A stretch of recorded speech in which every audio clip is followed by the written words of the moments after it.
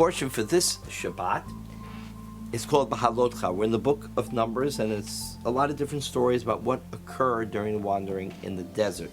And two of the stories that I want to just focus on for a moment is when Moses, who's gotten pretty busy, the people have grown, they're developing a community.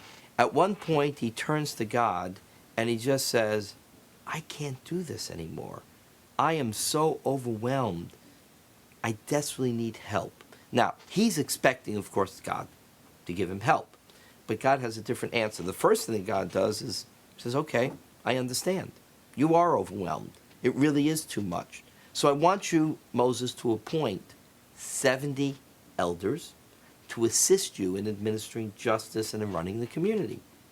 Moses receives the wisdom from God and, in fact, appoints the 70 elders. Now, what this shows is several very important things. First of all, when someone comes and you see that not only they are overwhelmed, but they're justifiably overwhelmed, you know the job is too big. We have to empathize.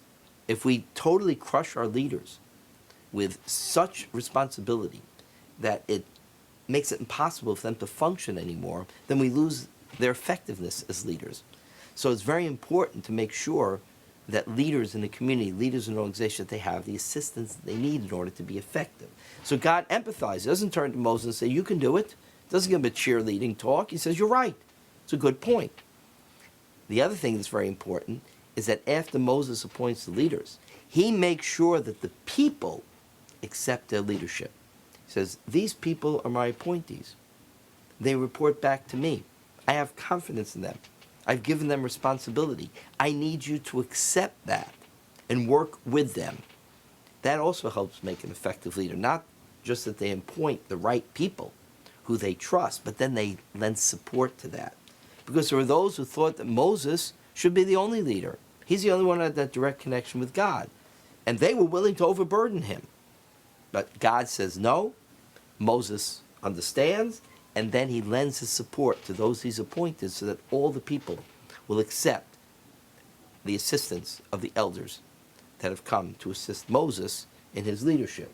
The other story, which we referred to a few weeks ago, which is very famous, is when Miriam and Aaron become very, very impatient with Moses. And Miriam lashes out at Moses, accuses him of something, accuses him that he has, and the rabbis interpreted that he has ignored his wife and that he's taken a second wife, which was permitted, but was very unfair after Zipporah had been such a loyal person, and they're defending Zipporah.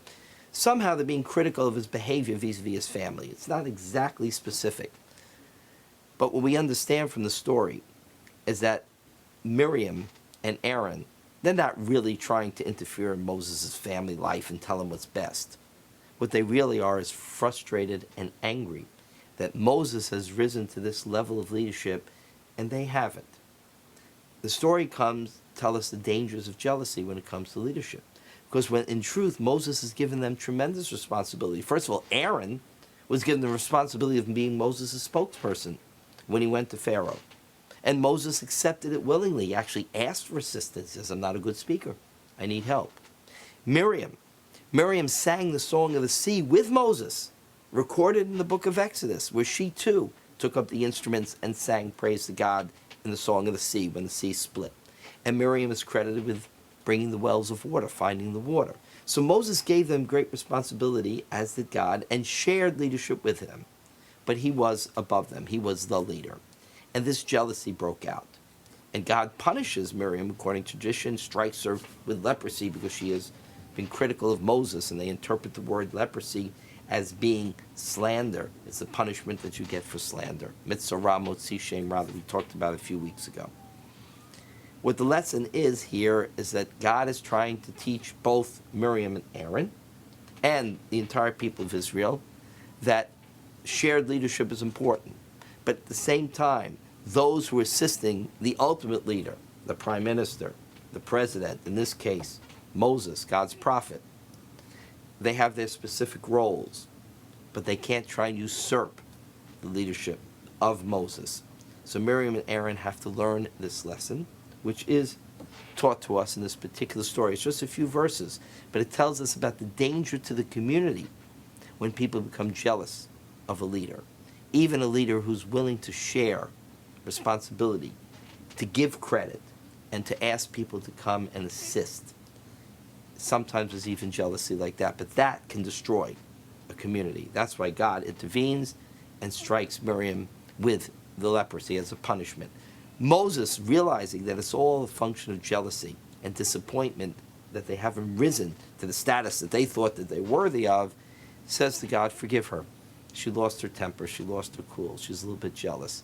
And he asks God to heal her, which he does, of course. And Miriam's name remains a great name in our tradition, and the story of Miriam as saving Moses when he was a child, bringing the water, has remained a powerful, powerful influence, to the point where in many seders they put out a cup of wine or a cup of water to symbolize Miriam's role, the importance of her role in the story of the Exodus and the life of Moses that she saved.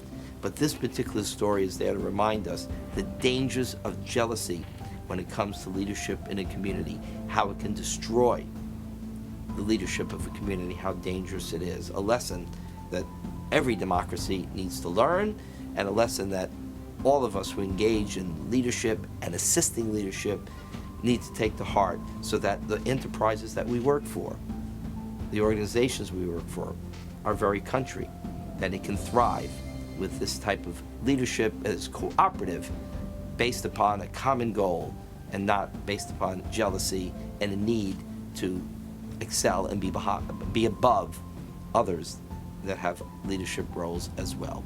Shabbat Shalom.